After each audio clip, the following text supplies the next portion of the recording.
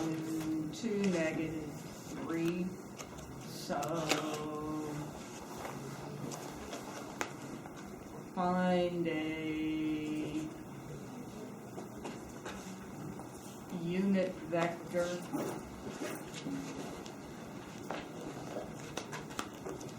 orthogonal to Z.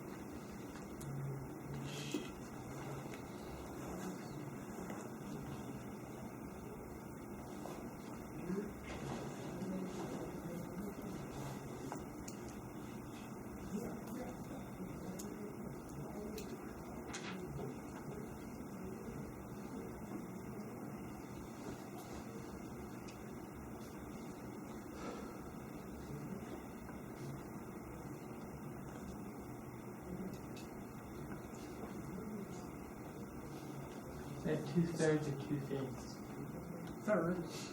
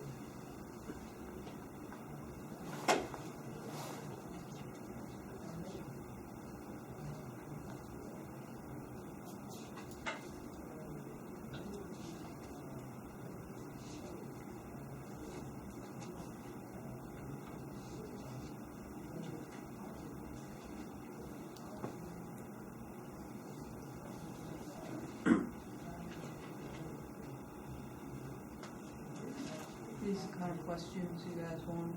Yes. Yes, please. Yeah.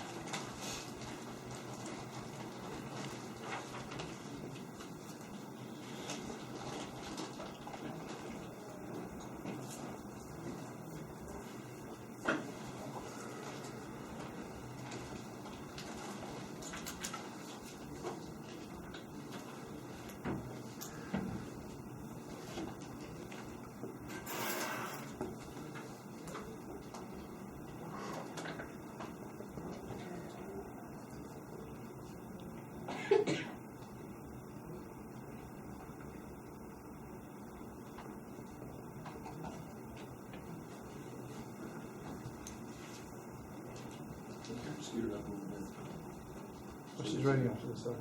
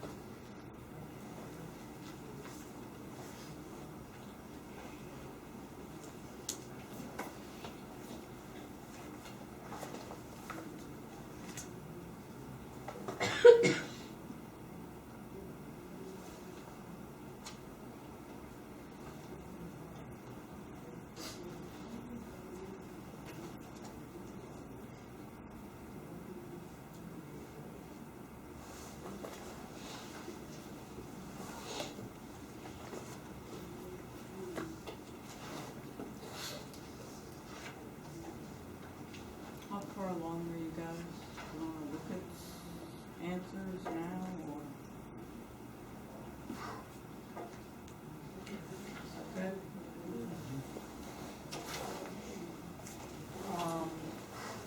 Many of these problems have got infinitely many answers, and this first one is one of those.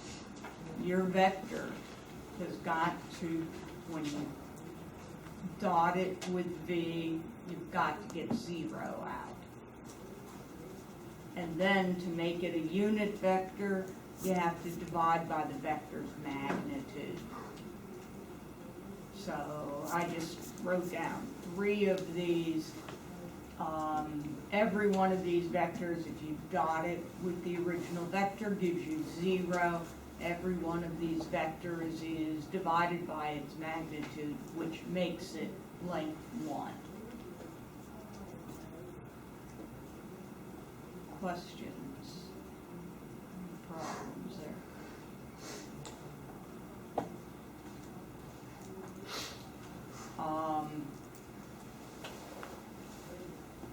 Same vector. V, give a vector in the same direction but of length 2/3.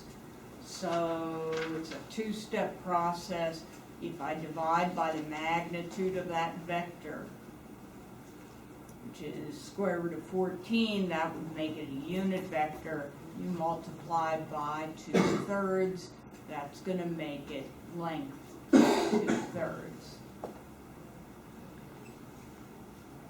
Okay?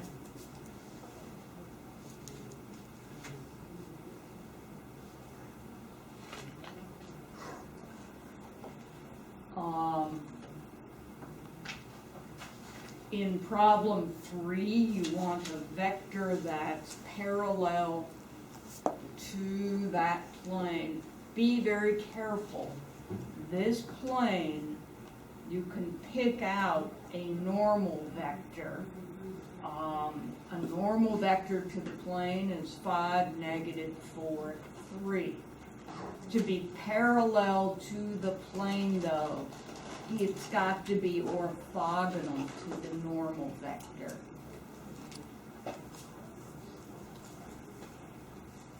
Okay? So if I go to sketch just a real quickie here, if I've got a plane like this, I have a normal vector here. To be parallel to the plane, I've got to be at right angles, orthogonal to n.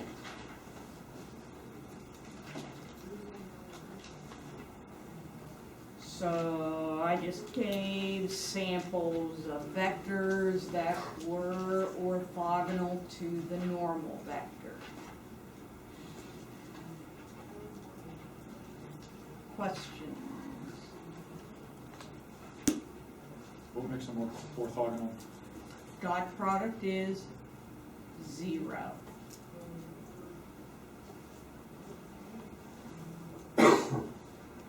So each one of these, if you dot it with n, you're going to get back 0. So therefore they're orthogonal. You say you do that by, you make one place as 0, switch 2 places and change the signs Change the sign on one of them. of one of them, Yeah, I mean, I didn't do that here. I just noticed that if you added 5 and 3, you got 8. So if I multiply here by 2, I get -8. In other words, if 5 minus 8 plus 3 is 0. I mean, there's infinitely many different answers. This is an easy way to get an orthogonal vector. Swap 2 of the places and change the sign of one of them. And then, I mean, these are things that you can always simply dot at 20 minus 20, 0, and verify that you get back an orthogonal vector. Okay? So there's There's infinitely many different answers. Any multiple of any of the three I gave you works, but you could have stuff entirely different and have it be correct. Just check to make sure that you dot it with this and you get 0. Keep in mind that I don't want my answer here to be a multiple of the normal vector, because the normal vector looks like this, and it's definitely not parallel to the plane.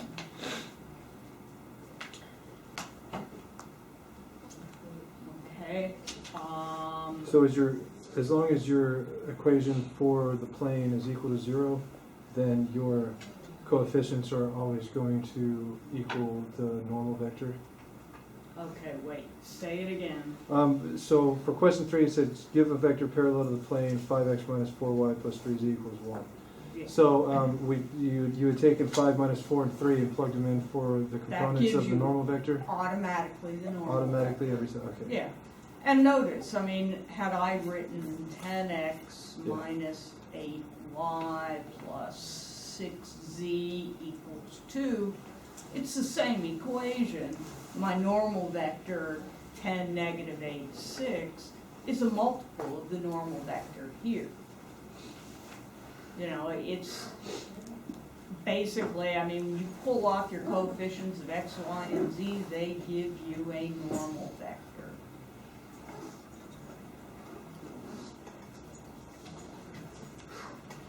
Okay. Parametric equations of the line through a fixed point. Again, there are infinitely many possible answers.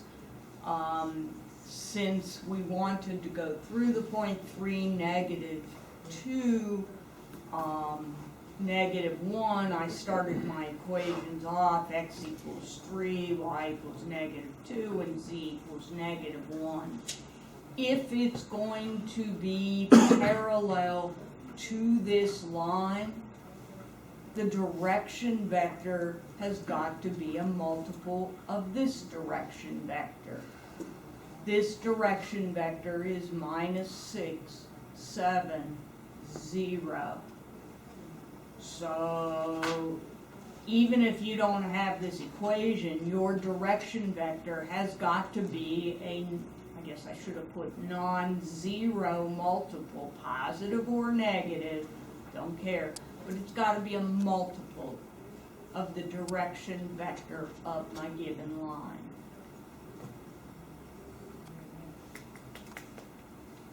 Okay?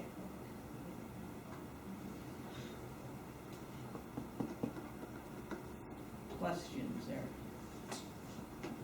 Why do you have z as negative 1 instead of negative 3?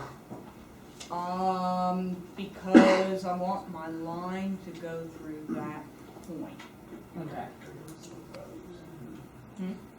You only carry over the slope values from the parallel lines.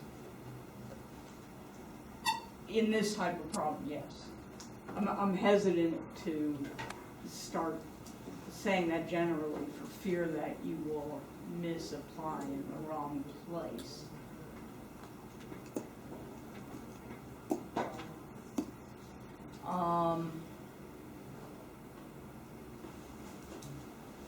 Five,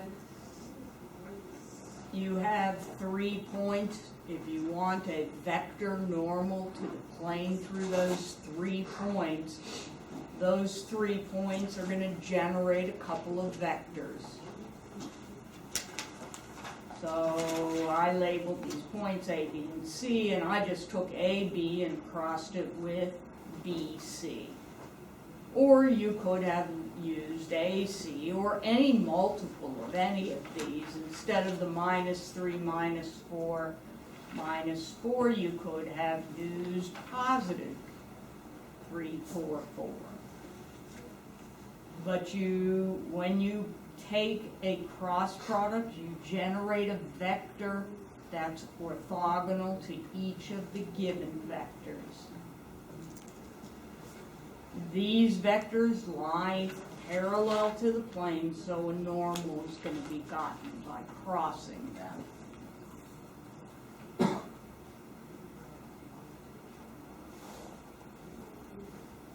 Question? What was the last thing you said? I don't know. I'll try. I have a plane with 3 points in them. So here's a plane. I've got a point here that's A, I've got a point here that's B, and another point here that's C. These vectors, or any multiple of them, are all parallel to the plane. Therefore, if I take the cross product of them, I'll generate out a third vector. It will be normal to these, and to the two vectors they'll be orthogonal to the two vectors I crossed, and therefore they'll be normal to the plane. So what I'm saying is this vector and this vector are parallel to the plane. So if I take these two vectors and cross them, automatically this gives a vector, and that vector is orthogonal to both AB and BC, so it must be normal to the plane. I think that's what I said. At least I hope that's what I said. That make sense?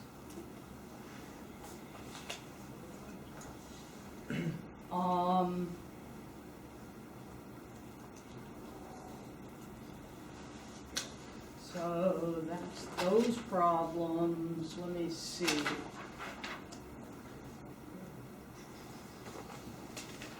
Six. It's the zero vector. There's no need to compute. Notice if you write this, it will be counted wrong. That's a scalar. And I really want you guys sensitive to what's a scalar and what's a vector.